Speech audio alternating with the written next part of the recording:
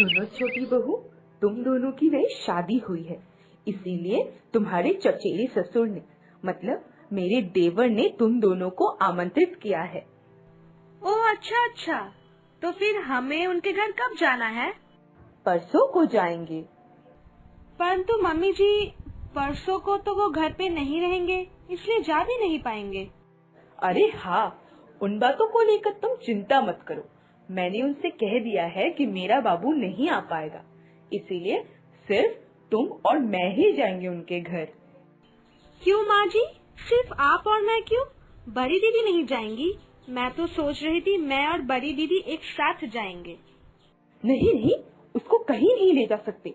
क्या तुमने उसकी शक्ल देखी है? देखने से ही मनहूस की छाया लगती है। ये सब आप क्या बोल रही हैं मम्मी जी?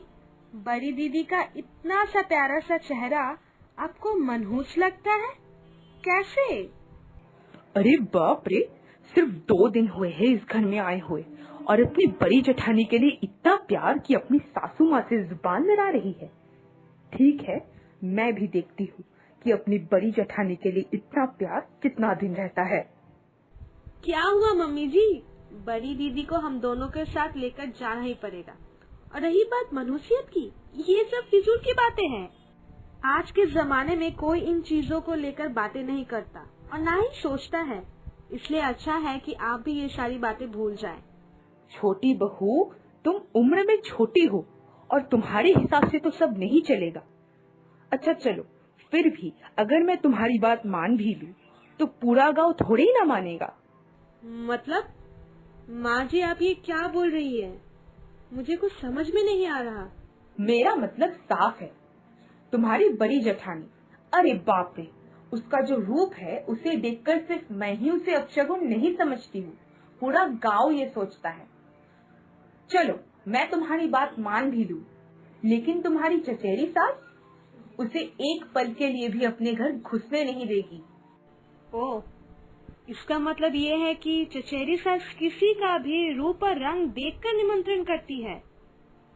मैं गोरी हूँ और मैं बड़ी दीदी से देखने में थोड़ी अच्छी हूँ, इसलिए उन्होंने सिर्फ मुझे निमंत्रण किया। छी, इतनी छोटी सोच मैंने पहली बार देखा है। छोटी बहू, तुम्हें नहीं लग रहा कि तुम कुछ ज्यादा ही बोल रही हो? एकदम नहीं माँ जी, उनकी हिम्मत कैसे हुई ये कहने की, इस तरह से अपमान करने की। मैं उस घर में कतई अपने पाँव नहीं रखने वाली। आप चचेरी सास को कह दीजिएगा, जिस घर में बड़ी दीदी का सम्मान नहीं किया जाता, उस घर से रिश्ता रखने की मेरी कोई इच्छा नहीं है। ठीक है माँ जी, मैं रसोई घर की ओर चलती हूँ, मुझे कुछ काम है।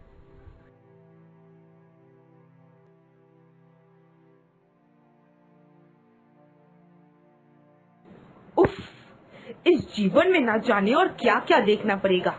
भगवान ने थोड़ा रूप क्या दे दिया कि घमंड से लदी हुई है। लगता है बड़ी बहू ने कोई जादू टोना किया होगा, इसीलिए छोटी बहू बड़ी बहू के राग गा रही है। मुंह पर मना कर दिया? नहीं, इसके साथ सख्ती बरतनी पड़ेगी, नहीं तो सर पे चढ़ जाएगी ये।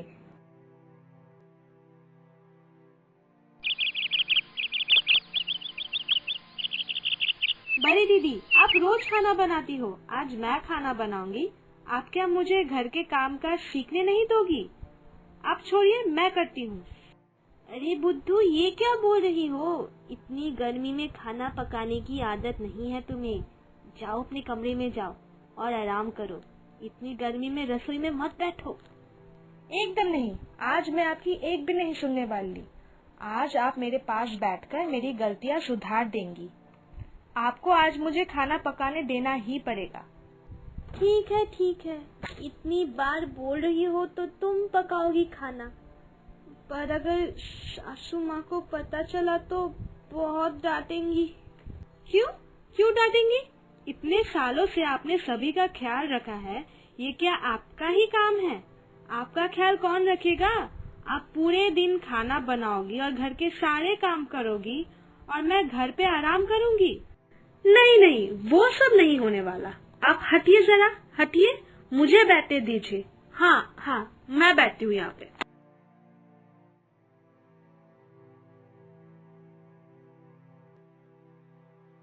क्या बात है छोटी बहू, तुम खाना क्यों बना रही हो? किसने कहा तुमसे खाना बनाने के लिए? बड़ी बहू ने। नहीं माँ जी, बड़ी दीदी ने नहीं। दीदी तो मुझे खाना पकाने ही नहीं दे रही थी, मैंने ही जोर जबरदस्ती किया है। अच्छा छोटी बहू, तुम क्या मेरी एक भी बात एक बार में समझ नहीं सकती हो? मैंने कहा ना तुमसे चूल्हे के सामने से उठने के लिए। आज मेरी 2 सहेलियां तुम्हें देखने के लिए आने वाली है।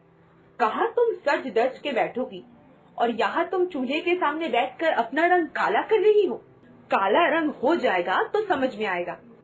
वैसे भी मैं बड़ी बहू के काले रंग और मनहूस चेहरे की वजह से समाज में मुंह दिखाने के लायक नहीं रही। अब तुम दोनों के वजह से लोग मुझे देखकर छीछी कहेंगे कि तुम्हारी दोनों बहुएं इतनी काली और बदसूरत दिखती है। ओहो, तो ऐसी बात है। आपके लिए बाहर का सौंदर्य ही सब कुछ है। बड़ी दीदी जो इतनी अच्छी इंसान है, उनका मन साफ है, बिना कुछ कहे आप सभी के सारे काम करती है, सब सहती है।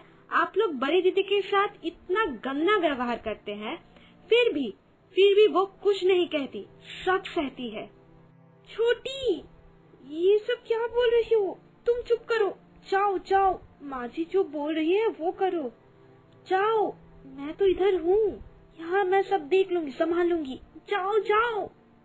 ठीक है, आज मैं कुछ तो ऐसा करूंगी जिससे सबको अच्छा सबक मिले।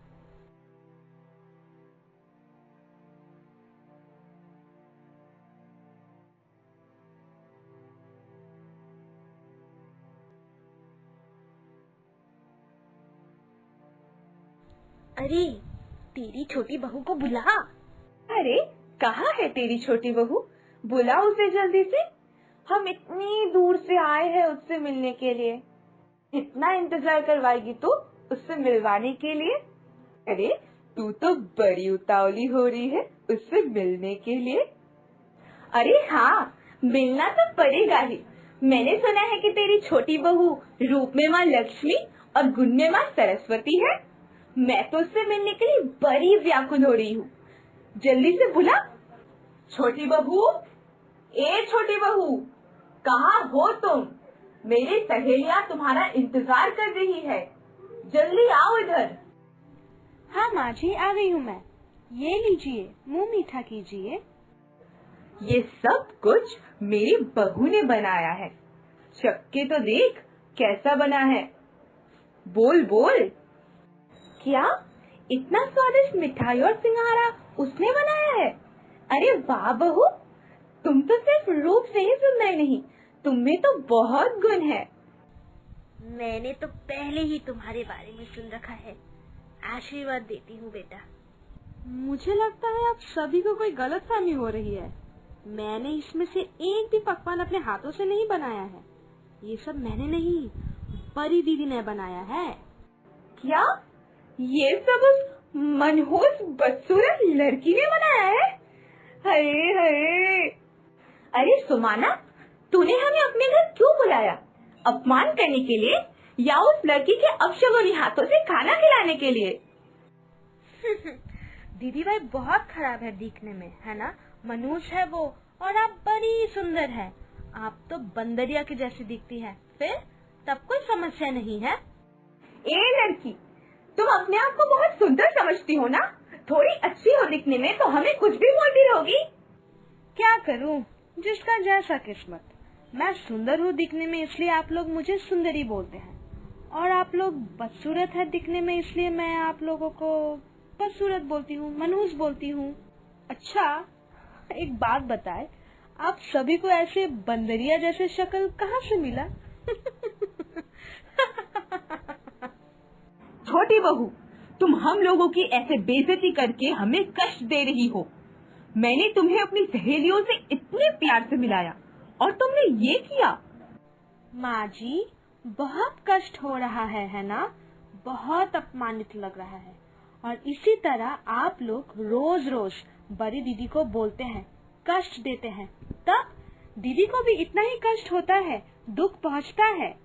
ये बात याद रखना, इस दुनिया में भगवान ने किसी को भी संपूर्ण करके नहीं भेजा है।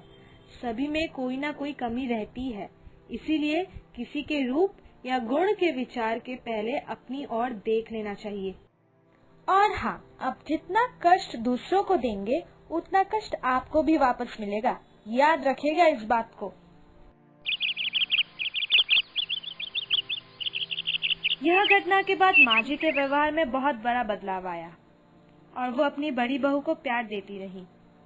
पर क्या हम लोगों में भी ऐसा बदलाव आया है या अभी भी हम लोग इंसान के रूप और रंग से विचार करते हैं? कमेंट सेक्शन में जरूर बताइएगा।